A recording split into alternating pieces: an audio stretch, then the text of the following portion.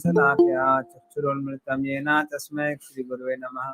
श्रीचैतन्य मनोभीष्टं स्थापितं येन भूतले स्वयं रूपदा मह्यं ददाति सपदान्तिकं।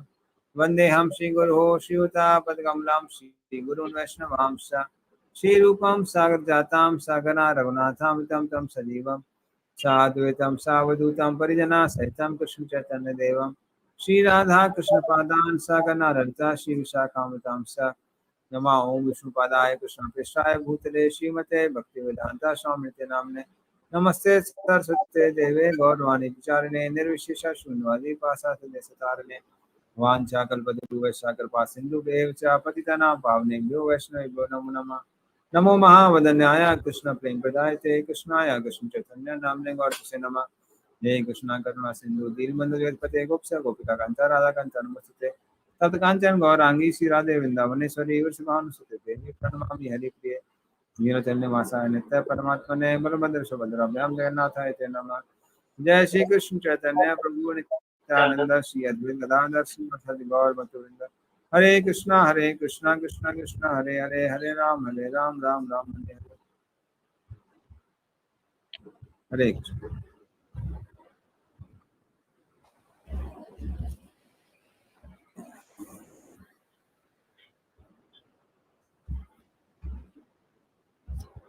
संगीता माता जी आप रीडिंग करेंगे?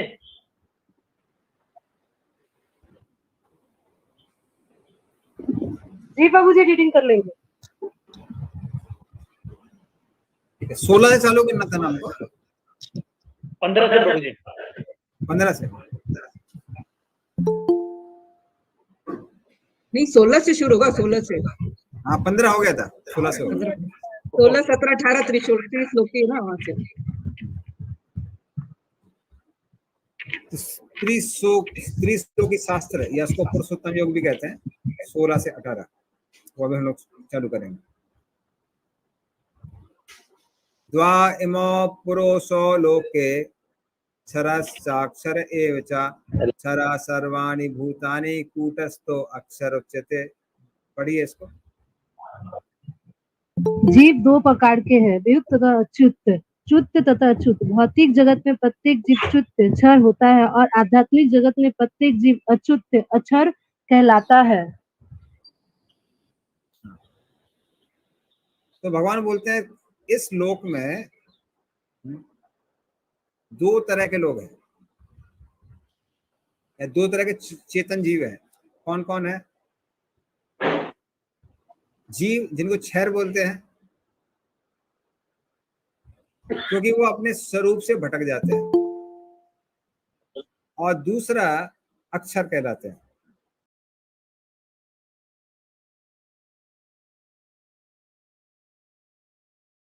जीव हैं हाँ, वो अपने स्वरूप से भटक जाते हैं, और वो कब से भटके हुए हैं? शुरू से भटके हुए हैं, और कर्म के चक्कर में फंस जाते हैं।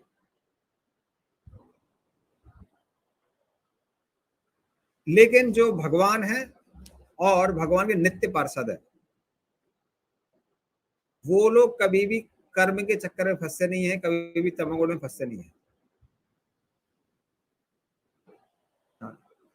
तो उस तरह से जो भगवान और भगवान के नित्य पार्षद हैं उनको यहाँ बोला गया कूटस्था। कूटस्थो अक्षर उच्यते, अर्थात उनके स्वरूप में कभी बदलाव नहीं आता है। तो माया से ऊपर थे और माया से ऊपर रहेंगे।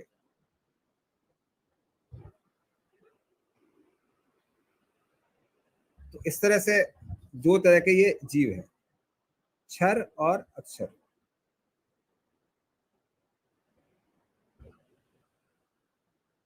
तो प्रभुपाद जी बोलते हैं कि जो आध्यात्मिक जगत में लोग हैं वो अक्षर हैं, और इस संसार में जो जीव हैं वो क्षर हैं।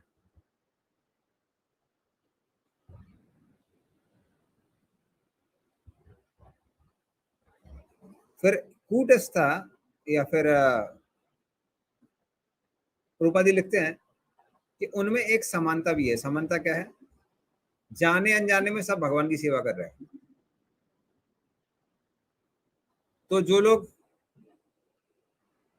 अक्षर हैं आध्यात्मिक जगत में, तो सोच समझ के भगवान की सेवा करते हैं, क्योंकि वो भगवान की सेवा करना चाहते हैं। और जो इस संसार में है वो भगवान की सेवा नहीं करना चाहते हैं, फिर भी अनजाने में भगवान की सेवा कर ही देते हैं। कैसे? भगवान की माया की सेवा करते हैं ना, और माया भगवान की दास है, तो आप कृष्ण के दास के अनुदास बन जाते हैं। इच्छा नहीं है लेकिन बन जाते हैं, जानबूझ के करेंगे तो भगवत धाम जाएंगे। तो इस तरह से ये दो तरह के जीव हैं, क्षर और अक्षर। और फिर भगवान अगले श्लोक में बताते हैं उनसे ऊपर भी कोई है। उत्तमा पुरुषस्त्रि अन्या परमात्मेति उदाहृतः यो लोकत्रयम् आविश्य बिभर्ति अव्यय ईश्वरः। पढ़िए इसको। इन दोनों के अतिरिक्त एक परम पुरुष परमात्मा है जो साक्षात अविनाशी भगवान है और जो तीनों लोकों में प्रवेश करके उनका पालन कर रहा है। इस तरह से भी भगवान परमात्मा के बारे में बता रहे हैं। देखिए पिछले श्लोक में जब भगवान बतला रहे हैं अक्षर, अक्षर मतलब वो जीव जो आध्यात्मिक जगत में है या आध्यात्मिक आकाश में है। ब्रह्म ज्योति में भी जो जीव हैं उनको अक्षर ही कहा जाएगा, तो उनका क्षय नहीं हुआ है। हम लोगों का जो इस संसार में उनका क्षर है, तो क्षर अक्षर। उस तरह से भगवान ने पिछले श्लोक में ब्रह्म के बारे में बताया, इस श्लोक में भगवान परमात्मा के बारे में बताते हैं कि जो परमात्मा है वो उत्तम पुरुष है, ज्ञानियों योगियों के द्वारा भी पूजित है, और वो ईश्वर है। ईश्वर मतलब सबके नियंत्रण करता है, लेकिन वो अव्यय है, उनमें कोई बदलाव नहीं आता है, उनको कोई शरीर धारण नहीं करना पड़ता है। तो इस तरह से भगवान इस संसार में प्रवेश करके सबकी रक्षा करते हैं। तो वो भगवान कौन है? वो परमात्मा है। तो इसमें भगवान ने परमात्मा का ज्ञान दिया। तो पहले श्लोक में 16 नंबर में किसका वर्णन किया है? जीव का जो भौतिक जगत में फंसे हैं, और ब्रह्म का। 17 नंबर श्लोक में परमात्मा के ज्ञान के बारे में बताया गया। तो 16 नंबर में ब्रह्म का, 17 में परमात्मा का। अभी 18 में हम देखेंगे, अभी वो भगवान का ज्ञान देने जा रहे हैं। हरे कृष्णा। हाँ प्रभु जी, जो सत्यावेश अवतार जो होते हैं वो क्या अक्षर में आते हैं? वो अक्षर से ऊपर आते हैं। नहीं, सत्यावेश अवतार हाँ वो अक्षर में आएंगे। वो सत्यावेश क्योंकि अवतार उनको अक्षर तो में आते हैं। शरीर धारण करना पड़ता है, उनका शरीर। प्रभु, जो सत्यावेश अवतार होते हैं, क्या वो उनका शरीर जो होता है वो दिव्य होता है? दिव्य होता है, भौतिक नहीं होता है। जैसे नारद मुनि है और नारद मुनि का शरीर आध्यात्मिक है, उनके पास भौतिक देह नहीं है। तो वो तो सत्यावेश अवतार में आए ना प्रभु। हाँ, नारद मुनि सत्यावेश अवतार है ना, वो तो बोल रहा हूँ।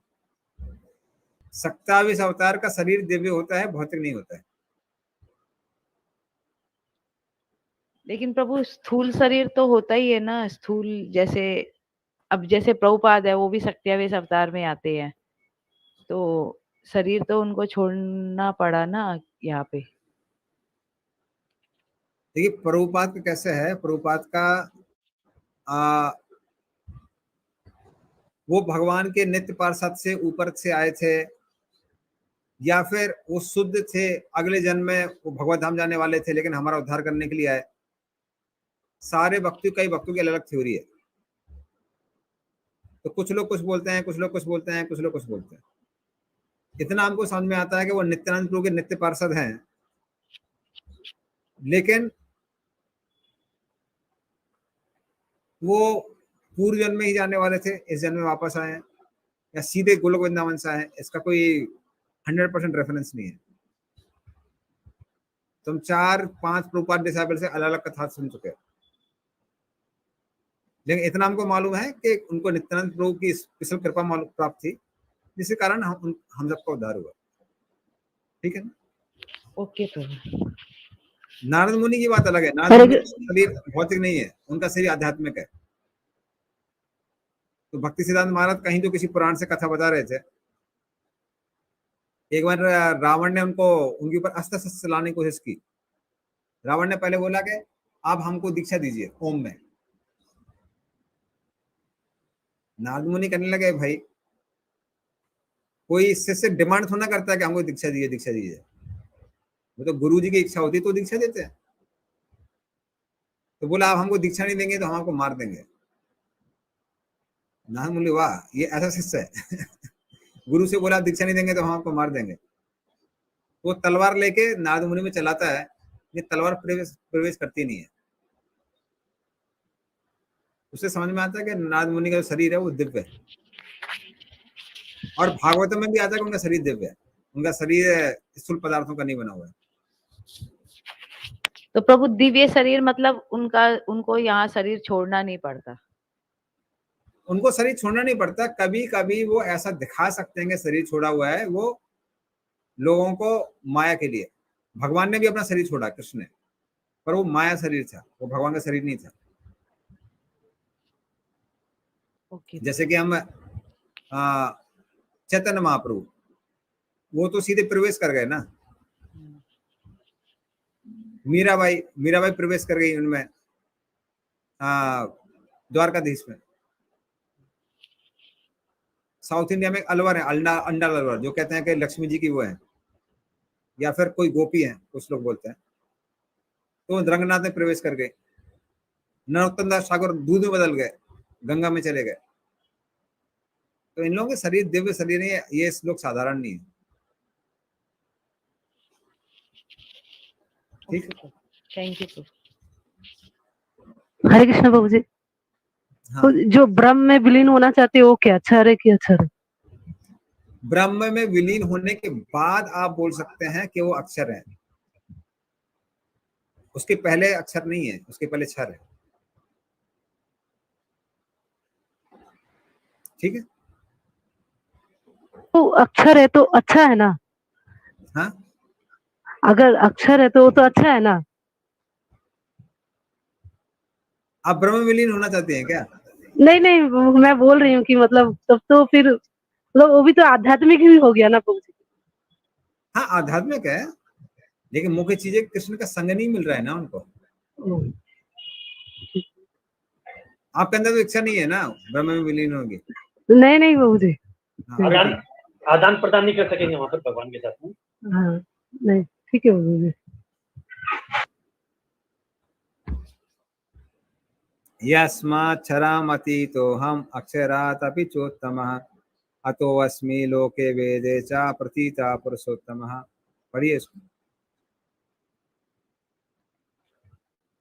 चूंकि मैं क्षर तथा अक्षर दोनों के परे हूँ और चूंकि मैं सर्वश्रेष्ठ हूँ अथवा मैं इस जगत में तथा वेदों में परम पुरुष के रूप में विख्यात हूँ। एक मिनट रुकिए, वो पंखा बहुत आवाज कर रहा है इसमें।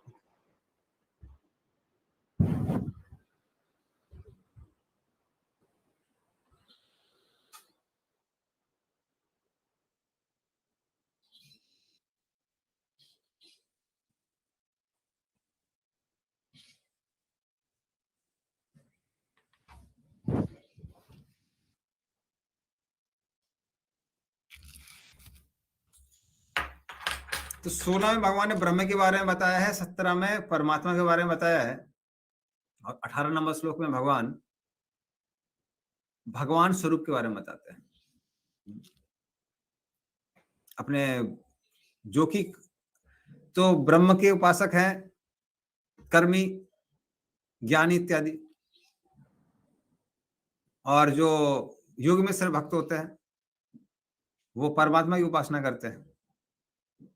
योगी लोग भी परमात्मा पे ध्यान करते हैं, बाद में भले ब्रह्म विलीन होना चाहे, लेकिन जो भक्त हैं वो भगवान की को प्राप्त करना चाहते हैं। तो इसलिए भगवान बोलते हैं मेरा ये जो स्वरूप है कृष्ण का स्वरूप, वो कौन सा स्वरूप है? पुरुषोत्तम। वो ब्रह्म और परमात्मा दोनों से श्रेष्ठ है। तो ये भगवान इस श्लोक में बता रहे हैं। इसलिए ये जो 3 श्लोक इनको पुरुषोत्तम योग भी कहते हैं, बल्कि प्रभुपाद ने पूरे एक चैप्टर को पुरुषोत्तम योग कहा है इसी वजह से, क्योंकि भगवान बोल रहे हैं कि इन सबसे मैं श्रेष्ठ हूं, पुरुषोत्तम हूं। तो जो जीव है क्षर या ब्रह्म है अक्षर, जिसमें बहुत सारे जीव होते हैं, या फिर जो परमात्मा है अपि, तो भगवान ने तीनों बोला है, यस्मात् क्षरमद्वितीयम् अक्षरादपि च उत्तमा। तो क्षर, अक्षर और अपि मतलब जो पहले बताया है, जो परमात्मा है, भगवान बोल रहे हैं मैं उन सबसे ऊपर हूं, मैं उन सबसे ऊंचा हूं। और साथ में हम देख सकते हैं कि जो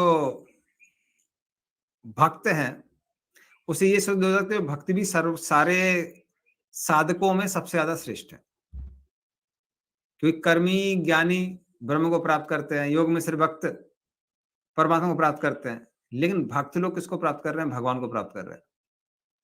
इसका मतलब सारे साधकों में सबसे श्रेष्ठ कौन है? भक्त है। वो इससे क्लियर हो जाता है। तो इस तरह से एक हिसाब से ब्रह्म परमात्मा भगवान में कोई अंतर नहीं है। परमात्मा भी भगवान का स्वरूप है और ब्रह्म भी भगवान के शरीर से निकलने वाली ज्योति है। एक हिसाब से तीनों में अंतर नहीं है, लेकिन क्योंकि लोगों की साधना का स्तर अलग अलग होता है, इसलिए उनका रिजल्ट भी कैसा होता है? अलग अलग होता है। क्योंकि ब्रह्म का जो साक्षात्कार है वो पूर्ण साक्षात्कार नहीं है, उसमें सिर्फ सत के बारे में पता चलता है। परमात्मा में सत और चित के बारे में पता चलता है, और भगवान में सत चित अनंत तीनों के बारे में पता चलता है। तो सिर्फ चीज एक ही है, लेकिन क्या है? साक्षात्कार अलग अलग है। साक्षात की जो श्रेणी है वो अलग अलग है, भले तीनों को एक ही चीज प्राप्त हो रही है। तो जो भक्त है उसको तीनों के बारे में पता रहता है, ब्रह्म परमात्मा भगवान तीनों का ज्ञान हो जाता है। तो जो योगी इत्यादि हैं उनको मात्र उद्धार होता है उनका, लेकिन जो भक्त है उनको कृष्ण से प्रेम होता है, कृष्ण प्रेम प्राप्त होता है, और साथ में कृष्ण से संबंध बनाने का मौका मिलता है। ये अन्य लोगों को नहीं मिलता है, अन्य उपासकों को नहीं मिलता है।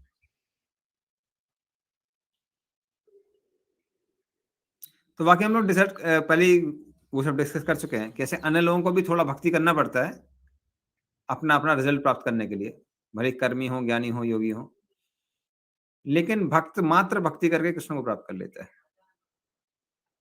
हाँ। लेकिन भक्त सिर्फ भक्ति करता है, कुछ और नहीं करता है, कुछ मिश्रण नहीं करता है, इसलिए उसको जो रिजल्ट मिलता है वो भी एकदम शुद्ध है, भगवान का पूरा साक्षात्कार मिलता है।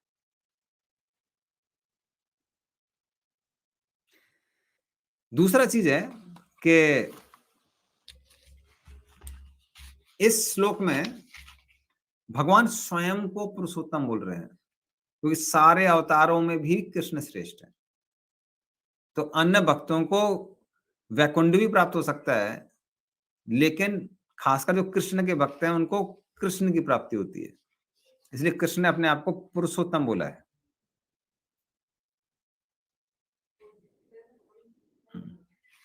कारण क्या है कि विश्वनाथ चक्रवर्ती ठाकुर एक छोटा सा एक कमेंट मारते हैं, अच्छा कमेंट है। वो कहते हैं कि कृष्ण ही मात्र क्या कर सकते हैं, अपने जो शत्रु हैं, हाँ, उनको ब्रह्म परमात्मा और भगवान तीनों का साक्षात्कार करा सकते हैं। किसको? शत्रुओं को भी। अन्य विष्णु अवतार कई बार ऐसा नहीं करते हैं। तो जो बड़े बड़े असुर हैं, बकासुर, अघासुर, जरासंध इत्यादि, उनमें जिसको कृष्ण से थोड़ी अभी प्रीति थी, जैसे कि पूतना, उनको भगवान ने गोलोक वृंदावन दिया। जो लोग न्यूट्रल थे, ना ज्यादा प्रीति है ना ज्यादा वो है, उनको भगवान ने वैकुंठ में स्थान दिया, और जो लोग घृणा त्याग नहीं पा रहे थे उनको भी ब्रह्म की प्राप्ति कराई। तो इस तरह से कृष्ण शत्रुओं का भी सबका उद्धार करते हैं, इसलिए उनको पुरुषोत्तम कहा जाता है। तो ऐसा नहीं कि सारे विष्णु अवतार आपको मारेंगे, वध करेंगे, और वैकुंठ प्राप्त होगा, ऐसा नहीं होता है। ठीक है, तो 19 नंबर श्लोक। तो अर्जुन के मन में प्रश्न आता है कि भगवान आपने 3 श्लोकों में सब कुछ बता दिया, ब्रह्म परमात्मा भगवान बोला मेरे भक्त हैं जो श्रेष्ठ हैं, लेकिन उसके बावजूद भी जब चीजें इतनी आसान है तो अन्य जो लोग हैं वो आपस में चर्चा करते रहते हैं, डिबेट करते रहते हैं, ये कौन भगवान है, कौन भगवान है, कौन भगवान है। इवन हमको याद है, हम ये भक्ति मानने से पहले तो हम हरिद्वार से वापस आ रहे थे, बद्रीनाथ केदारनाथ गए थे, उसके बाद वापस आ रहे थे रास्ते में, तो कुछ से साधु लोग आपस में चर्चा कर रहे थे, तो वेद का ये श्लोक वो श्लोक,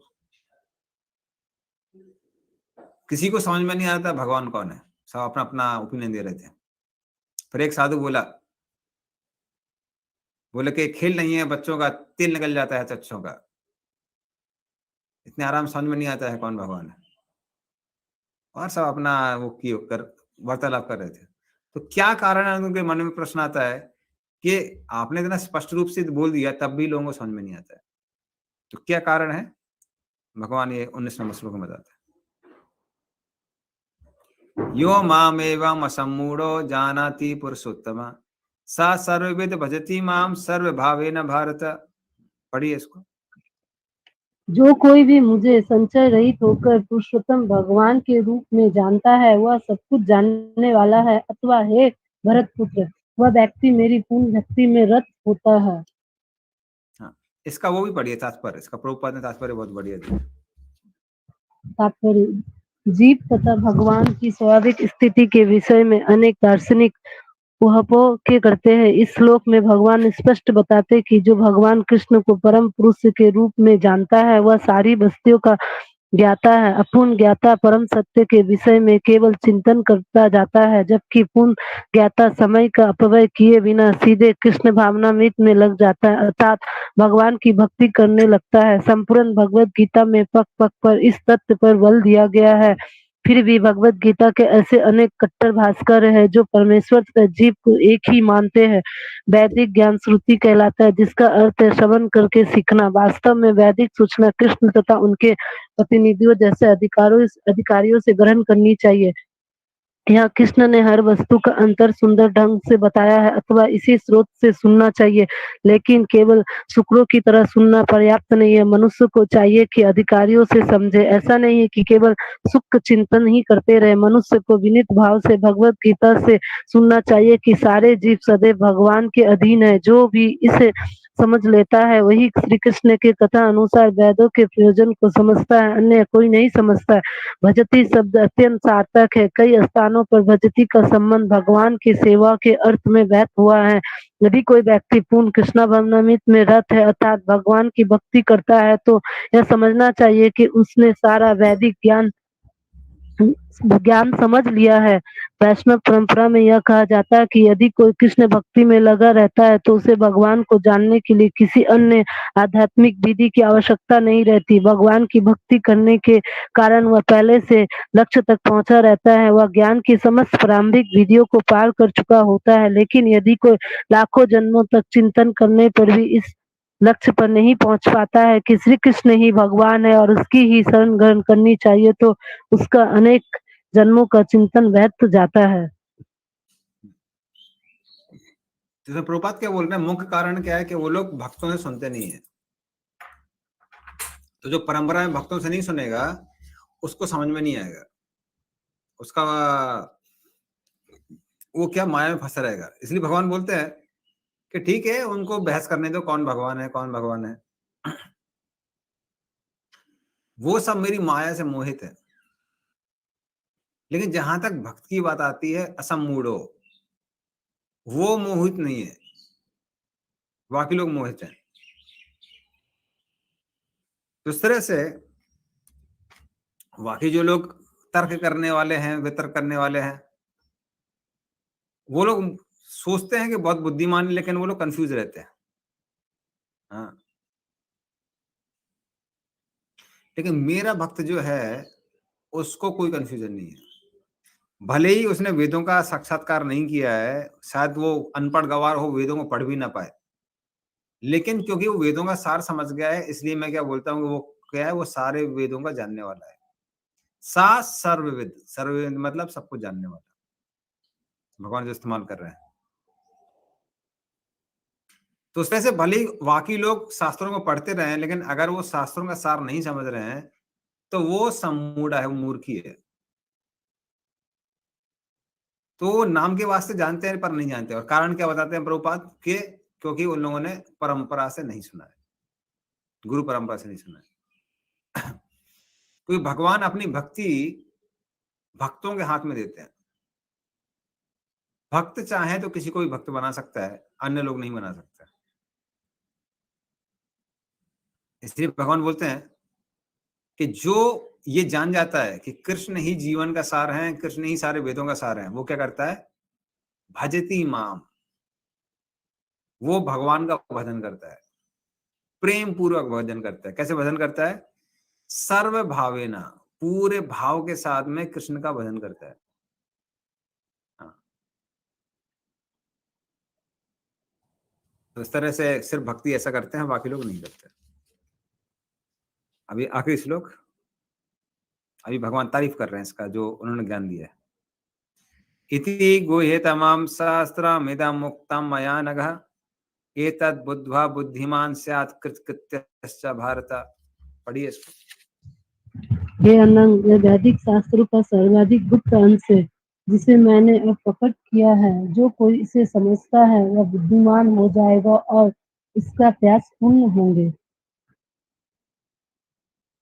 हाँ, तो इस तरह से भगवान बोलते हैं कि गुह्य तमाम, सबसे गुह्य ज्ञान मैंने तुमको दिया है। किसका ज्ञान, भक्ति का ज्ञान दिया है। हे अनग, जिसने कोई पाप नहीं किया है अर्जुन, इसको जानने के बाद में तुम बहुत बुद्धिमान हो जाओगे और सबसे ऊंचा जो पद है उसको प्राप्त करोगे। तो इस तरह से ये जो 3 श्लोक हैं उनको त्रिश्लोकी शास्त्र या फिर पुरुषोत्तम योग कहते हैं। अच्छा, इसका जो तात्पर्य है उसका आखिरी पैराग्राफ पढ़िए, लास्ट। शुद्ध भक्तों की संगति में रहकर पूर्ण कृष्ण भावनामृत में भक्ति करते हुए कुछ बातों को बिल्कुल ही दूर कर देना चाहिए। सबसे महत्वपूर्ण बात जिस पर विजय पानी है वह है हृदय की दुर्बलता। पहला पतन प्रकृति पर प्रभुत्व जताने की इच्छा के कारण होता है। इस तरह मनुष्य भगवान की दिव्य प्रेम भक्ति को त्याग देता है। दूसरी हृदय की दुर्बलता है कि जब कोई अधिकाधिक प्रभुत्व जताने की इच्छा करता है तो वह भौतिक पदार्थ के स्वामित्व के प्रति आसक्त हो जाता है। इस संसार की सारी समस्या इन्हीं हृदय की दुर्बलताओं के कारण है।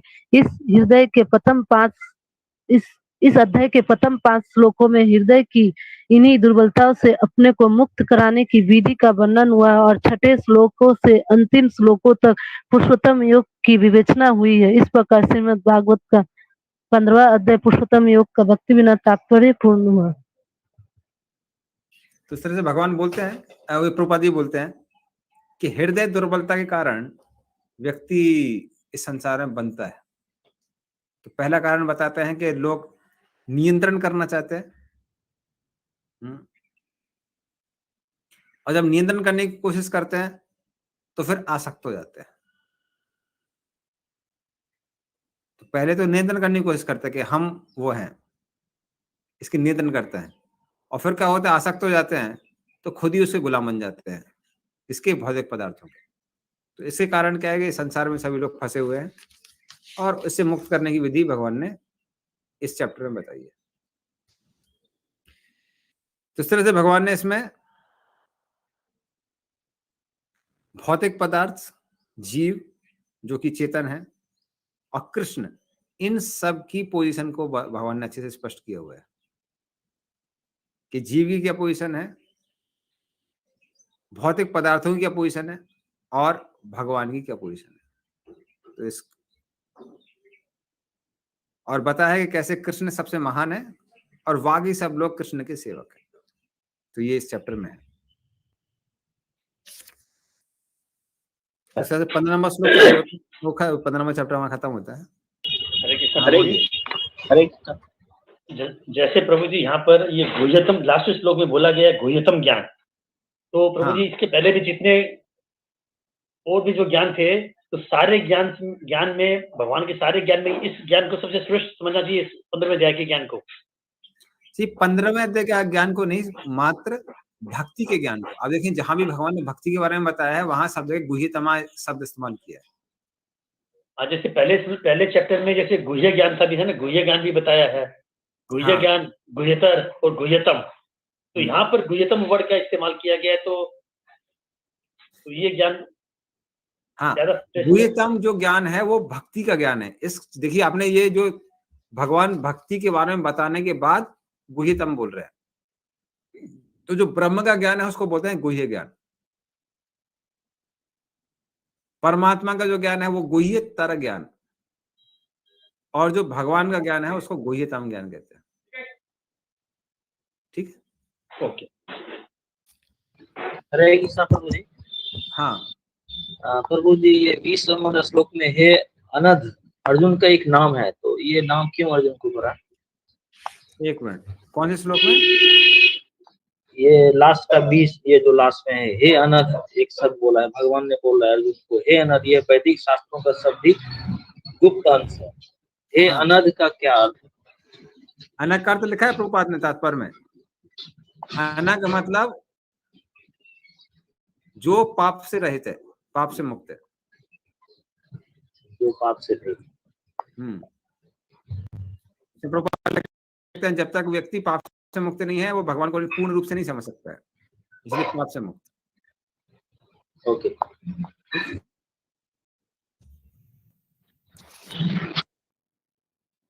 तो इस तरह से अश्वत्थ वृक्ष को याद करते हुए भगवान ने बहुत सारी चीजों के बारे में बताया था, लेकिन एक चीज के बारे में बहुत विस्तार से नहीं बताया था। वो क्या है? भगवान बताते हैं ना कि दो तरह के वो होते हैं, फल होते हैं। एक इस संसार में बांधने वाला है, दूसरा क्या करने वाला है? उद्धार करने वाला है। तो कौन सा फल बांधने वाला है, कौन सा उद्धार करने वाला है, जो कि बहुत महत्वपूर्ण है, क्योंकि सब लोग तो फल के पीछे भागते हैं संसार में। तो ये जो महत्वपूर्ण चीज है उसके बारे में भगवान ने डिटेल में नहीं बताया था, वो डिटेल में भगवान 16 नंबर अध्याय में बताने वाले हैं उसी चीज को। ठीक है, इसलिए उसको देवासुर संपद योगा भी बोलते हैं, जिसमें देवता या फिर जो भक्त होते हैं उनके गुणों के बारे में बताया गया है, जिनको देव संपद वाले बोलते हैं, और जो असुर संपद वाले हैं उनके बारे में बताया हुआ है।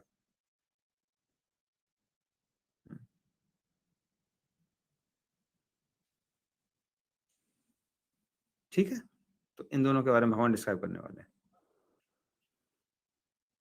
तो पहले 1 से लेकर 3 तक भगवान देव संपद के बारे में बताने वाले हैं।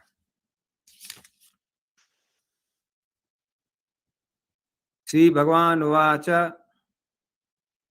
अभयं सत्य संशुद्धिर्ज्ञान योगा व्यवस्थितिः दानं दमश्च यज्ञश्च स्वाध्यायस्तप आर्जवम् अहिंसा सत्यम अक्रोधस्त्यागा शांतिरपैशुनम् दया भूतेषु अलोलुप्त्वम् मार्दवम् हीरचापलम् तेजा क्षमा धृति शौचम अद्रोहो मातिमानिता भवन्ति संपदाम देवीम अभिजातस्य भारत। पढ़िए इसको। भगवान ने कहा, हे भरतपुर, निर्भयता, आत्मशुद्धि, आध्यात्मिक ज्ञान का अनुशीलन, दान, आत्म संयम, यज्ञ पर्यंत, वेद ध्यान, तपस्या, सरलता, अहिंसा, सत्यता, क्रोध विहीनता, त्याग, शांति, छिंद व्यसन में अरुचि, समस्त जीवों पर करुणा, लोभ विहीनता, भद्रता, लज्जा, संकल्प, तेज, क्षमा, धैर्य, कविता, ईर्ष्या तथा समान की अभिलाषा से मुक्ति, यह सारे दिव्य गुण है जो देवी प्रकृति से संपन्न देवतुल्य पुरुषों में पाए जाते हैं। तो ये देवी संप्रदाय के लोगों में पाए जाते हैं, और इसमें भगवान ने वर्ण और आश्रम के अनुसार भी कुछ डिफरेंस बताया। तो जो पहली लाइन में दिया है कौन कौन से, अभयम सत्य संशुद्धिर ज्ञान योग व्यवस्थिति, ये सन्यासी को लिए है।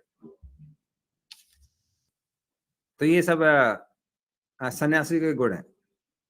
अभयम का मतलब क्या है? अभय का मतलब किसी चीज का भय ना होना, ये सन्यासी के लिए अत्यंत आवश्यक है, वरना वो यहां वहां विचरण नहीं कर सकता है, भगवान पे निर्भर नहीं कर सकता है। तो जिसको अभय नहीं है, जिसको ये नहीं लगता है कि अरे हम बिना परिवार के कैसे रह सकते हैं, बिना धन के कैसे रह सकते हैं, पता नहीं खाने को मिलेगा कि नहीं मिलेगा, ऐसा व्यक्ति सन्यास नहीं ले सकता है। तो सन्यास कौन ले सकता है? जिसके पास अभय का गुण है, जिसको मालूम है कि भगवान सबको मेंटेन करने वाले हैं, हम जिस परिवार को छोड़ के आ रहे हैं उसको भी मेंटेन करने वाले हैं और हमको भी भगवान मेंटेन करेंगे। तो ऐसा व्यक्ति सन्यास लेने के लायक होता है। तो अभय। दूसरा है सत्य संशुद्धि। सत्य शुद्धि का मतलब जिसकी चेतना शुद्ध है। अगर चेतना शुद्ध नहीं होगी तो वो व्यक्ति स्वयं ही क्या होगा, पाप में फंस जाएगा, स्वयं मोह में फंस जाएगा, स्वयं इंद्रिय तृप्ति में फंस जाएगा। और क्या होता है कि जब तक सन्यासी एक जगह तो प्रभुपाद तक लिखते हैं कि जिसको परमात्मा का साक्षात्कार नहीं हुआ है उसको सन्यास नहीं लेना चाहिए। जिसको परमात्मा का साक्षात्कार नहीं है उसको सन्यास नहीं लेना चाहिए, उसके लिए सन्यास बहुत मुश्किल हो जाता है।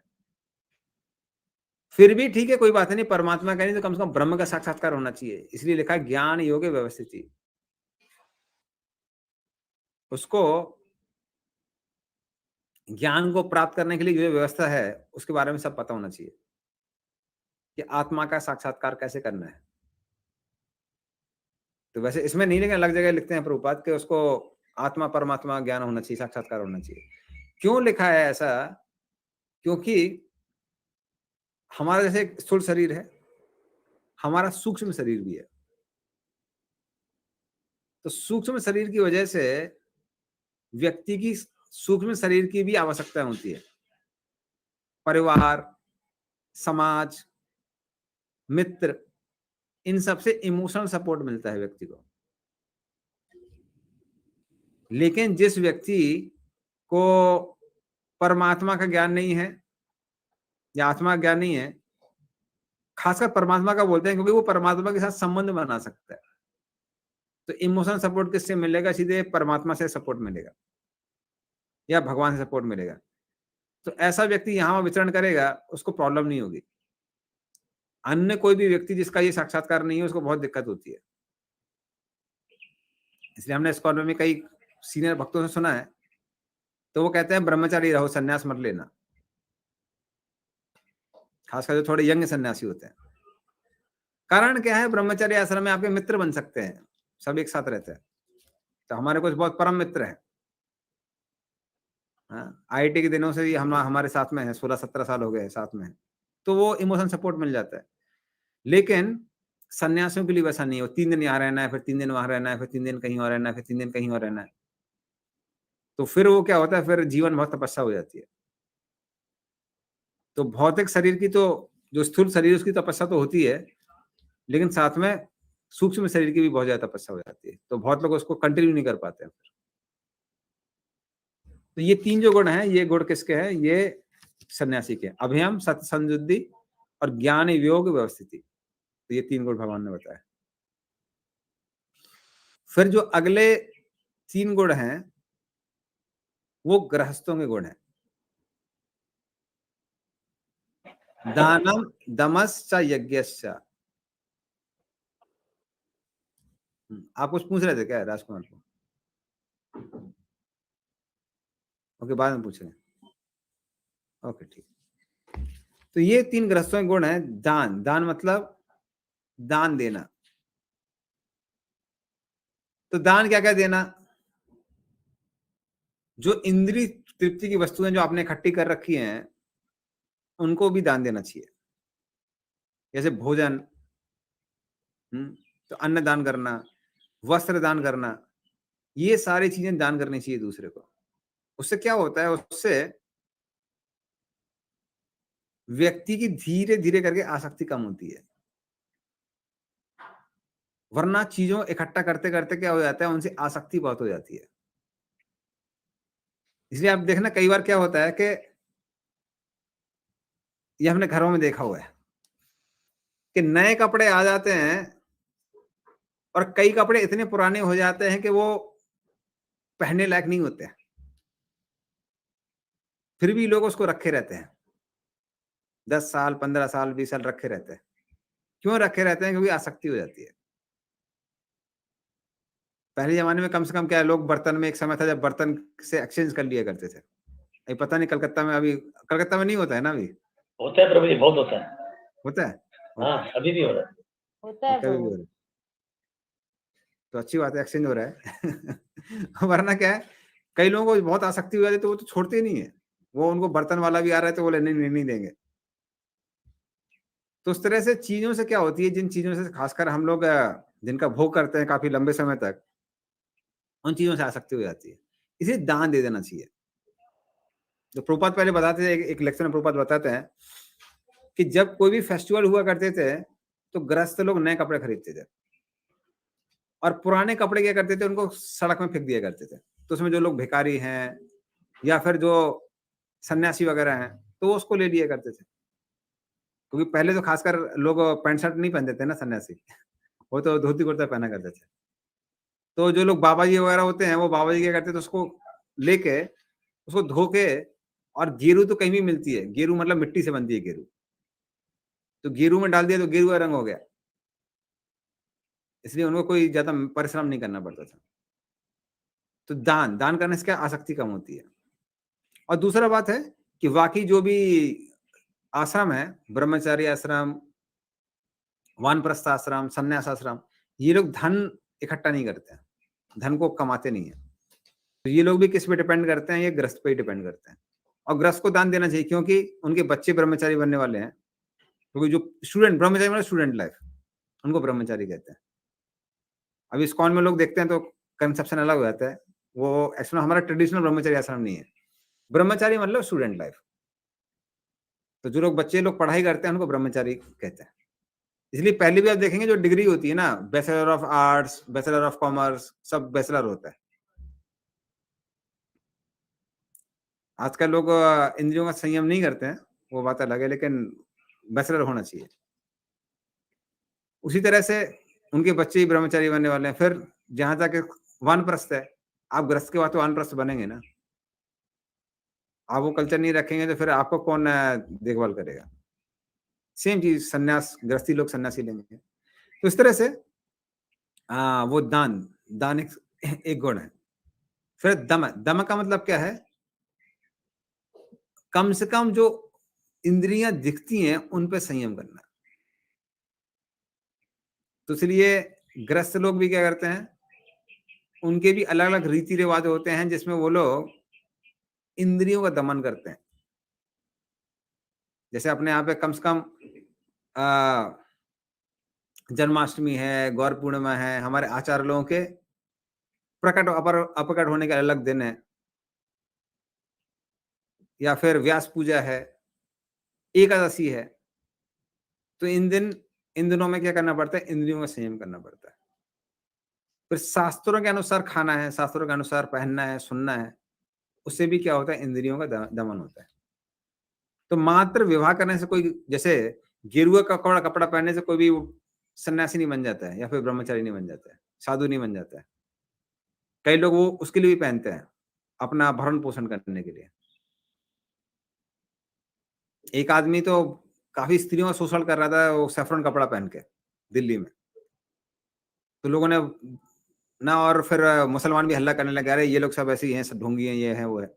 बाद में पता चला वो मुसलमान ही था, मुसलमान बन के वो साधुओं का कपड़ा पहना हुआ था। तो इस तरह से बहुत सारे धूर्त लोग भी होते हैं। तो असली साधु कौन है? जो साधु के नियमों का पालन कर रहा है। उसी तरह से असली गृहस्थ कौन है? गृहस्थ वो है जो गृहस्थ के नियम में, गृहस्थी के जो नियम होते हैं शास्त्रों के अनुसार उसका पालन करता है। मात्र विवाह करने से कोई भी गृहस्थ नहीं बन जाता है। तो दम, तो इंद्रियों का संयम करना। और यज्ञ मतलब भगवान विष्णु की पूजा करना, और खासकर कलयुग में जो है वो है संकीर्तन यज्ञ। इसलिए गृहस्थ लोगों को कम से कम दिन में सुबह नहीं तो शाम को कभी ना कभी तो कुछ ना कुछ कीर्तन होना चाहिए घर में। तो कुछ ना कुछ समय निकालना चाहिए। तो ये जो तीन गुण हैं वो गृहस्थ के गुण है। दानम, दमस, यज्ञस, ये गृहस्थ के गुण है। और ब्रह्मचारी का एक ही गुण बताया गया है, वो है स्वाध्याय। स्वाध्याय मतलब वेदों का अध्ययन करना। इसको बोलते हैं स्टूडेंट। स्टूडेंट मतलब पढ़ाई करना। इसलिए हमने बताया कि ब्रह्मचारी मतलब स्टूडेंट है, वो स्वाध्याय करता है। तो जो स्वाध्याय कर रहा है, शास्त्रों का अध्ययन कर रहा है, वो ब्रह्मचारी है।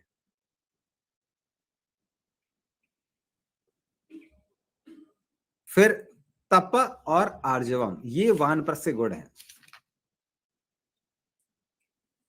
तो तप और आर्जवम का मतलब क्या है?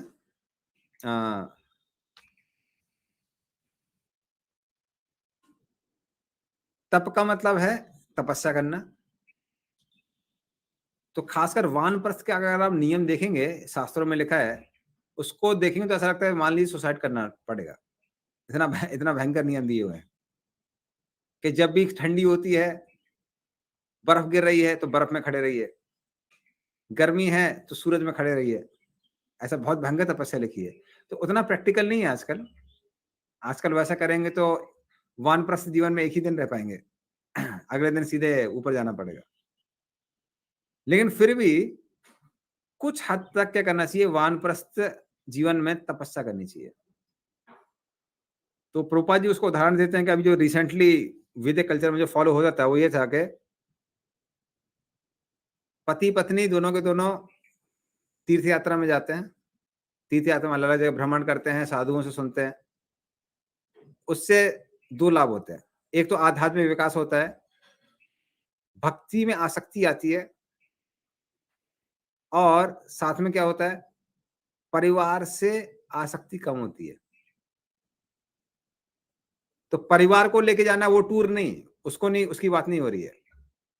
पति पत्नी अकेले जाएंगे, सारे तीर्थों में भ्रमण करेंगे और साधुओं से श्रवण करेंगे। परिवार में रहेंगे तो आसक्ति रहेगी। तो धीरे धीरे करके क्या होती है, परिवार से आसक्ति कम होती है, साधुओं से आसक्ति बढ़ती है, भगवान से आसक्ति बढ़ती है। तो ये करते थे। और फिर उसके बाद में कुछ दिन के लिए घर में आते थे। आप कुछ दिन के लिए घर में आएंगे तो घर में आपकी इज्जत होगी।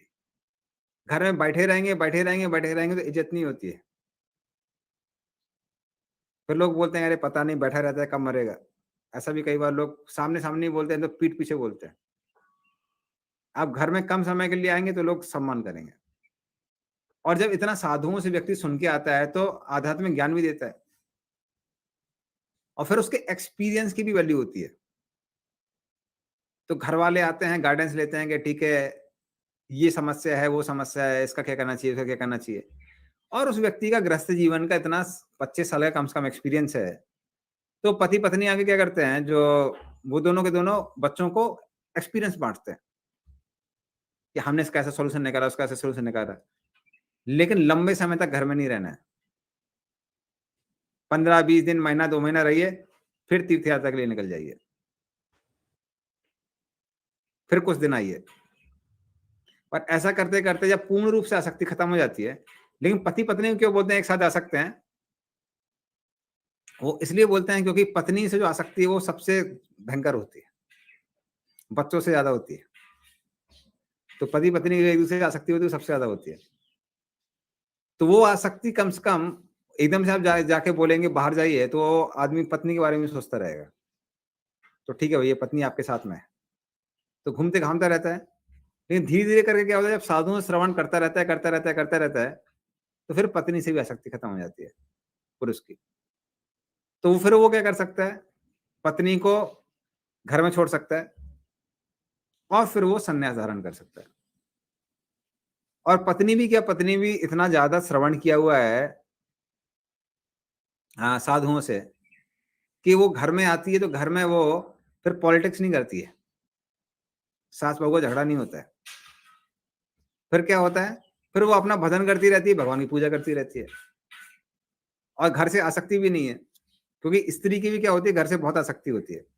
कहाँ कौन सा कप रखा होना चाहिए, किसी ने यहाँ का वहां रख दिया तो झगड़ा हो जाता है। इसलिए घर की जो गवर्नेंस है वो एक ही औरत के पास होना चाहिए। जहां दो औरत आती है वहां झगड़ा चालू हो जाता है।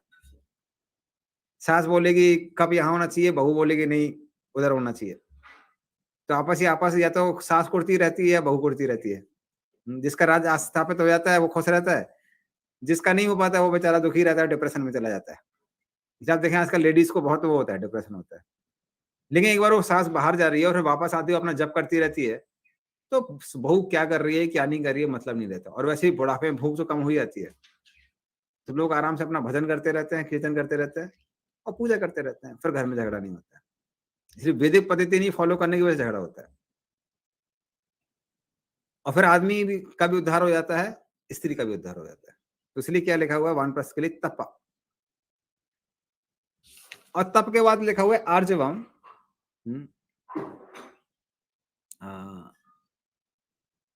इसको प्रभुपाद लिखते हैं, एक मिनट, हाँ, मतलब सरलता, सरल कपड़े पहनना, व्यवहार में सरलता होना। क्योंकि जब तक आप गृहस्थ जीवन में हैं तो कुटिलता होती है। जैसे खासकर क्षत्रिय है कोई, तो उसको तो बहुत राजनीति करनी पड़ती है। लेकिन वानप्रस्थ जीवन में अब राजनीति करने की आवश्यकता नहीं है। अभी आप आराम से सरलता से व्यवहार करिए, सत्य बोलिए, झूठ मत बोलिए, राजनीति मत करिए, सरल व्यवहार रखिए। तो ये वानप्रस्थ के दो गुण हैं, तपा और आर्जव। फिर अगले श्लोक में जो भगवान ने गुण बताए हैं वो हैं ब्राह्मण के गुण बताए हैं। अहिंसा, अहिंसा करना मतलब किसी पे हिंसा न करना। सत्यम, सत्य बोलना। अक्रोधस, क्रोध न करना, त्याग करना। शांति, अपैशनम, सारे जीवों में दया करना। अलुत्पम मतलब लंपट ना होना, मतलब या फिर मॉरल कोड्स फॉलो करना, जो भी नैतिकता है, नैतिकता को फॉलो करना। तो मार्दवम, हीर, अचापलम, तो ये सारे के सारे जो गुण हैं ये सब ब्राह्मण के गुण हैं। इनको डिटेल में बताने की आवश्यकता नहीं है। अल्लोत्पम का एक और मतलब है वो है लालच से दूर रहना। तो ये सब के सब किसी गुण है, ये ब्राह्मण के गुण है। तेजा, क्षमा, धृति, ये क्षत्रिय गुण है। तेज मतलब प्रभाव होना, प्रभावशाली होना। क्षमा, क्षमा मतलब क्षमा करना, पर किसको क्षमा करना? जो आपके शरण में आ जाता है उसको क्षमा करना, जो नैतिकता भी फॉलो करने के लिए तैयार है। तो अगर शत्रु भी आके क्षमा मांगता है तो उसको क्षमा कर देता है। लेकिन अगर कोई गलती करता है तो दंड भी देता है क्षत्रिय। और धृति, धृति मतलब कोई भी उलट पलट हो, उसका जो दृढ़ निश्चय है वो हिलता नहीं है, वो पूर्ण रूप से दृढ़ निश्चय ही रहता है। क्योंकि बहुत सारी समस्या आती हैं राज्य में, कभी शत्रु आक्रमण करते हैं, कभी अंदर के लोग ही बदमाशी करते हैं, लेकिन वो कैसा रहता है? वो स्ट्रांग रहता है, वो छोड़ता नहीं है, पदवी छोड़ता नहीं है, सबको डिसिप्लिन करके रखता है। शौचम और अद्रोहो, ये जो दो गुण बताए हैं वो बताए हैं वैसे गुण। शौचम का मतलब साफ सफाई रखना, क्योंकि किसी भी वैसे घर में बहुत ज्यादा सामग्री आती रहती है, जाती रहती है, तो गंदगी रहने का बहुत ज्यादा वो है, चांस है। कोई माल आ रहा है, जा रहा है, ये हो रहा है, वो हो रहा है। इसलिए आप जाएंगे बड़ा बाजार में, बड़ा मुश्किल रहता है। कुछ कुछ तो ऐसी लेन है जहाँ पे लगता है, पता नहीं लगता है कि भगवान की कृपा से सफाई रह सकती है, क्योंकि इतना सारा सामग्री आती जाती रहती है, क्या करेंगे, सब कुछ ना कुछ यहाँ फैल ही जाता है। इसलिए शौचम लिखा हुआ है। और अद्रोहो, अद्रोहो का मतलब क्या है? किसी से ईर्ष्या ना करना, क्योंकि वैसे के जीवन में ईर्ष्या आ ही जाती है, बड़ा मुश्किल होता है ईर्ष्या से वो करना, मुक्त होना। कस्टमर आपके पास नहीं आ रहा है, पड़ोसी की दुकान में आ रहा है, ईर्ष्या आ ही जाती है।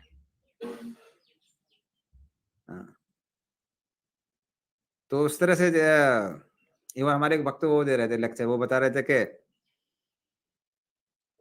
वो मधुमक्खी को उदाहरण दे रहे थे।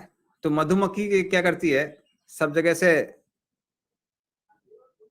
शहद को लेती है और छत्ते में इकट्ठा करती है, लेकिन जब उसको चखने के लिए वो जाती है तो बाकी मधुमक्खियां उसको पीछे डंक मारती हैं, तो उसको शहद तो मिलता है लेकिन डंक के साथ में मिलता है। तो उसी तरह से कई बार ग्रस्त लोग, खासकर जो वैसे लोग होते हैं, वो धन बहुत इकट्ठा करते हैं, जो धन इकट्ठा करने में एक्सपर्ट होते हैं, लेकिन जब भी वो धन का उपयोग करने की कोशिश करते हैं, इंद्रिय तृप्ति करने की कोशिश करते हैं, बहुत सारे लोग परेशान करते हैं। इनकम टैक्स वाले आएंगे, सेल टैक्स वाले आएंगे, जो भी हैं, वो पीछे से आपका धन लेने की कोशिश करेंगे, आप उनसे बचाने की कोशिश करते हैं, यहाँ वहाँ गड़बड़ करते हैं। फिर रिश्तेदार लोग हैं, वो कहते हैं हमको पैसा दे दो, हमको पैसा दे दो। कई लोग वो आपसे सामान लेके गए हैं, बोल रहे हैं हम पैसा बाद में दे देंगे, पैसा उनकी देने की नीयत नहीं होती है, तो सामान लेके जाते हैं लेकिन पैसा नहीं देते हैं।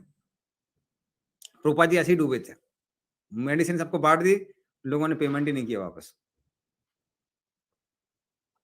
तो वैसा रहता है।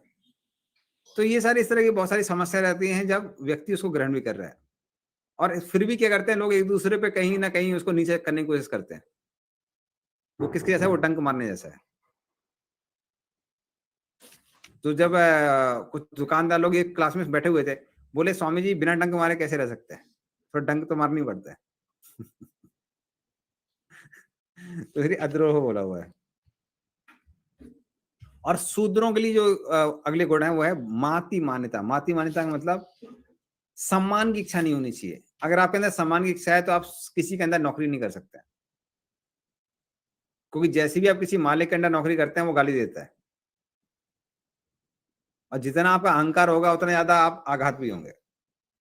लेकिन दूसरे मालिक के पास जाएंगे, वो भी बेइज्जती करेगा, वो भी कुछ ना कुछ गाली देगा। इसलिए माति मान्यता लिखा हुआ है कि उसको ज्यादा जीवन में अहंकार नहीं होना चाहिए। तो भगवान बोलते भवंती संपदाम देवी अभिचातस्य भारत। तो इस तरह से देवी संपदा वालों में ये गुण होते हैं। तो इस तरह से वर्ण और आश्रम के लिए भगवान ने गुण बताए हुए हैं, लेकिन फिर भी ये सारे के सारे गुण कुछ हद तक हर किसी को क्या करना चाहिए, ग्रहण करने चाहिए। ये सब के सब कैसे हैं, ये देवी संपदा वाले गुण हैं। हाँ। और ये कब से देखे जाते हैं, अभिजातस्य, ये बचपन से ही देखे जाते हैं। बचपन से भी आप देखेंगे कोई बदमाश दिखाई देगा, कोई शरीफ दिखाई देगा। तो इस तरह से बचपन से ये गुण कैसे होते दिखाई देते हैं। क्यों दिखाई देते हैं, क्योंकि ये पूर्व जन्म से आ रहे हैं। वैसे कई बार लोग बोलते हैं बच्चे तो भगवान की देन है, एकदम सरल होते हैं। सही है, लेकिन सरल नहीं होते हैं, कुछ बचपन से ही बदमाश होते हैं। आप सब लोग ग्रस्त हैं, हमको पता होगा। एक बार हम ट्रेन में जा रहे थे, तो एक मुस्लिम महिला थी और उसका पति था, दोनों आपस में बात कर रहे थे। तो वो महिला बोलने लगी, अरे हमने तो सुना था कि बच्चे लोग जो हैं अल्लाह की देन है, और उनके हिसाब से वो एक ही जीवन में विश्वास करते हैं, ये फरिश्ते हैं, फरिश्ते, अल्लाह के फरिश्ते। तो ये कैसा फरिश्ता मिला है, बचपन से ही बदमाश है, कहीं चोरी चकारी करना, यहाँ वहां मारना पीटना, सारा ये काम करता रहता है। कैसा अल्लाह ने फरिश्ता दिया समझ में नहीं आता है। तो कारण क्या है कि उनको ये पता नहीं है कि पुनर्जन्म होता है। बांग्लादेश में भी फरिश्ता दिया ना वो लोग, अल्लाह का फरिश्ता। ठीक है ठीक है, अभी आप क्रोध मत करिए, अक्रोध हो, क्रोध को शांत करिए, जो अभी गुण बताया ना। तो इस तरह से उनको पता नहीं है कि हमारा सूक्ष्म शरीर है जो पूर्व जन्म से आ रहा है। इसलिए ये जो गुण हैं, ये व्यक्ति इस जीवन में उनको विकसित करता है, अच्छे गुणों को, या फिर उनका नाश करता है। और पूर्व जन्म के साथ में ये गुण हमारे शरीर में भी आते हैं।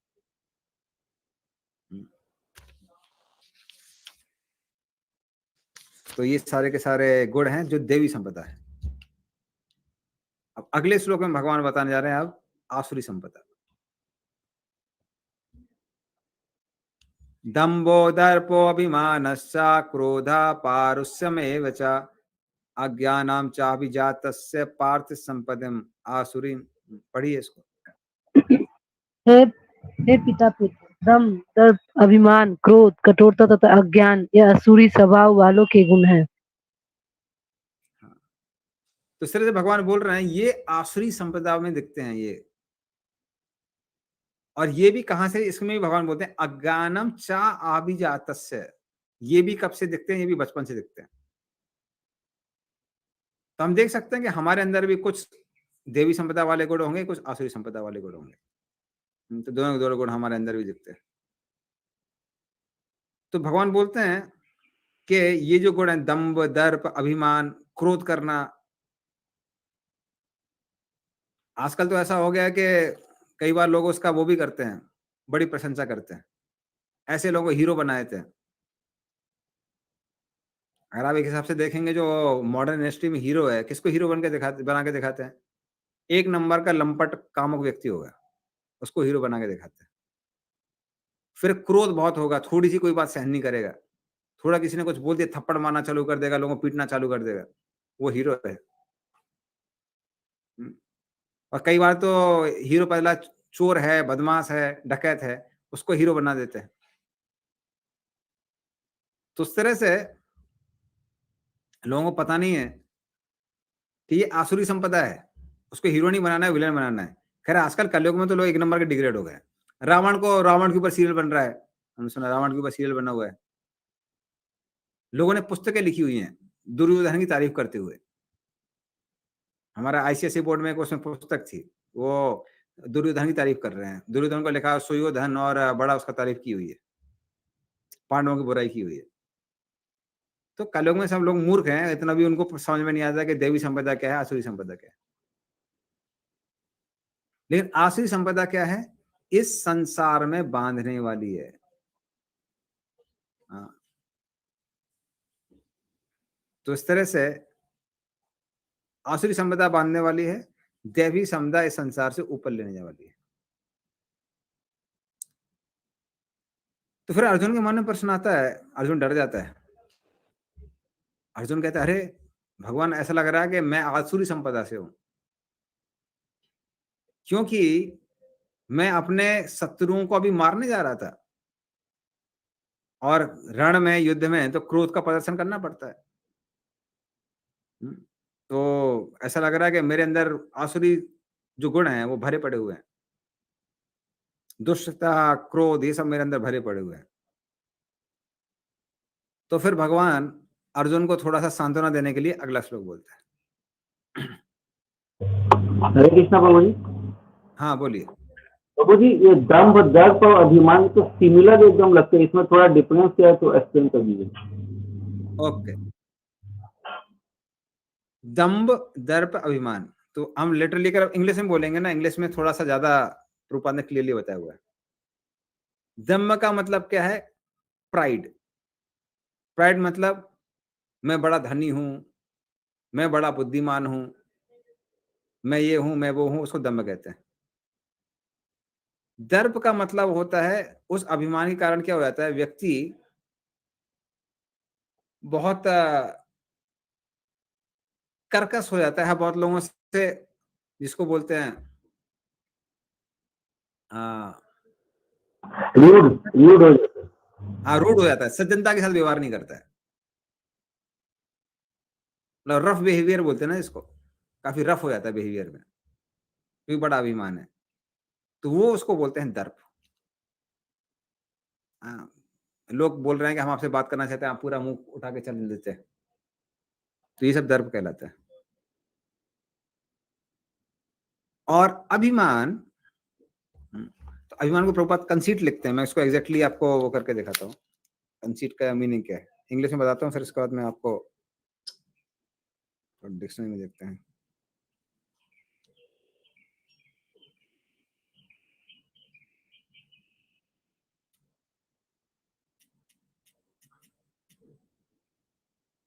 Conceit, noun, something conceived in the mind, an idea, a thought, opinion. हाँ, और तीसरा क्या है, उसकी वजह से क्या होता है, लोग अपने बारे में धारणा बना लेते हैं कि मैं इतना महान हूं, उसको बोलते हैं अभिमान। तो लोग धारणा क्या बना लेते हैं, मैं इतना महान हूं, मैं ये हूं, मैं वो हूं। सत्य ये होता है कि लोगों को दुनिया को ज्यादातर दूसरे लोगों से मतलब है ही नहीं। ये जीवन का एक कड़वा सच है, लेकिन कई बार लोग उसको ग्रहण नहीं करते हैं, अपने आप को बड़ा महान समझते हैं। हाँ, जैसे मान लीजिए किस को यहाँ पे पता है कि सूडान का वो कौन है प्रधानमंत्री, किसी को पता है सूडान का प्रधानमंत्री कौन है? नहीं पता होगा। या फिर इस बार नोबेल प्राइज किसने जीता है, किसी को पता है? फिजिक्स में नोबेल प्राइज किसने जीता है? मेडिसिन में किसने जीता है? किसी को पता नहीं। बल्कि हम आईटी में जब ये प्रश्न करते हैं, लोगों को नहीं पता रहता है,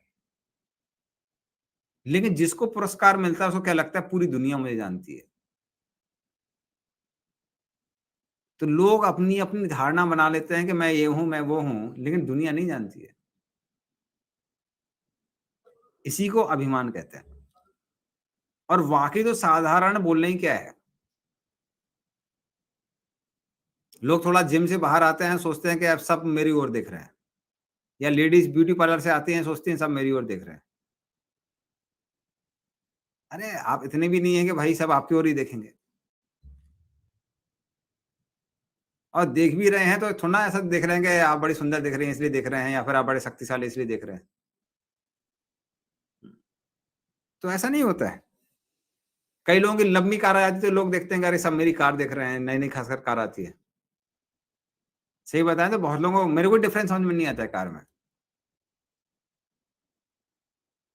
एक बार तो एक कोचिंग इंस्टीट्यूट वाले ने बुलाया था तो वहां पे भुवनेश्वर में, तो वहां से लेके हमको जहां पे रुकने की जगह थी वहां पे लेके गया।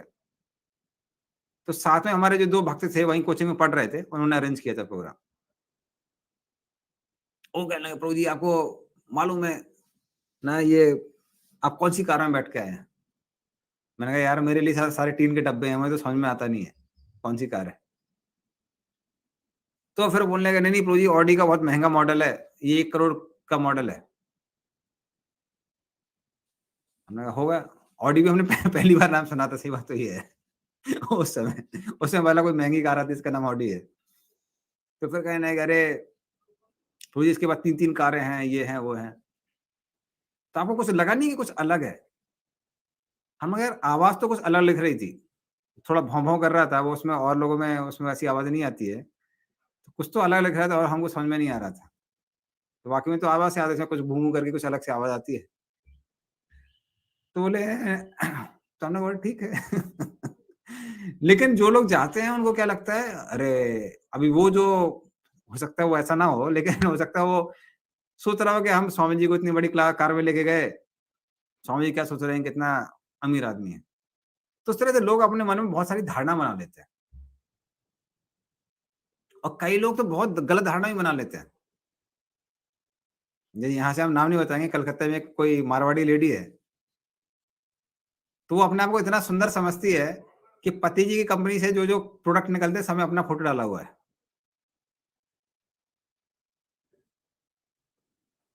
तो हमारे भक्त लोगों ने वो प्रोडक्ट देखा, बोले कि यार किसी हीरोइन का डालते तो प्रोडक्ट बिकता भी, बेचारे के ना पति का वो और कम हो जाएगा डिस्ट्रीब्यूशन